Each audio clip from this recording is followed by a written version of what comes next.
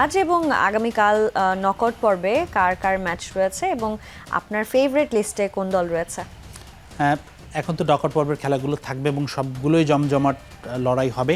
আমরা একটু দেখাতে চাই আজকে কার কার খেলা আছে, সেই আমাদের তথ্যগুলো দেখিয়ে আমরা বিস্তারিত আলোচনা করতে যাব।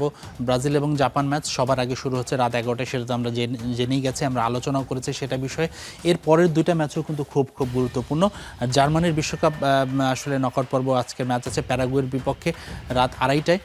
এখন জার্মানি অবশ্যই এই ম্যাচে ফেভারিট, তারা খুব বড় দল, কিন্তু সবশেষ ম্যাচে তারা কিন্তু ইকুয়েডরের কাছে যেভাবে মানে নাস্তানাবুদ হয়েছে সেটা দেখে কিন্তু একটা শঙ্কার জায়গা আছে। প্যারাগুয়েকে হালকাভাবে নেওয়া যাবে না এবং জার্মানির এই দলটিতে বেশ কিছু প্রবলেম আছে, বিশেষ করে তাদের মিডফিল্ডে জামাল মুসিয়ালার ফর্ম ভালো নেই এবং সেই সাথে ফ্লোরিয়ান ভির্টসও ভালো পারফরমেন্স করতে পারছে না।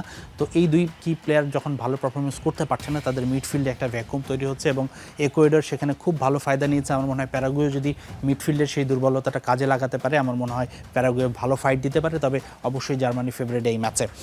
আরেকটা ম্যাচ নেদারল্যান্ডস মরক্কো, খুবই হাই ভোল্টেজ, একদম উত্তেজনাপূর্ণ একটা ম্যাচ হবে।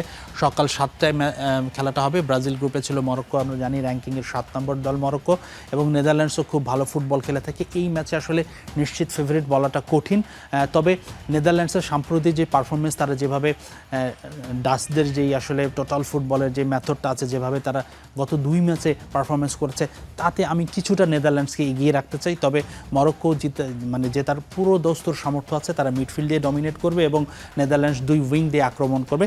আমি ব্যক্তিগতভাবে মনে করি এই ম্যাচে নেদারল্যান্ডস জিতে তারা পরের রাউন্ডে থ্রু করতে পারে।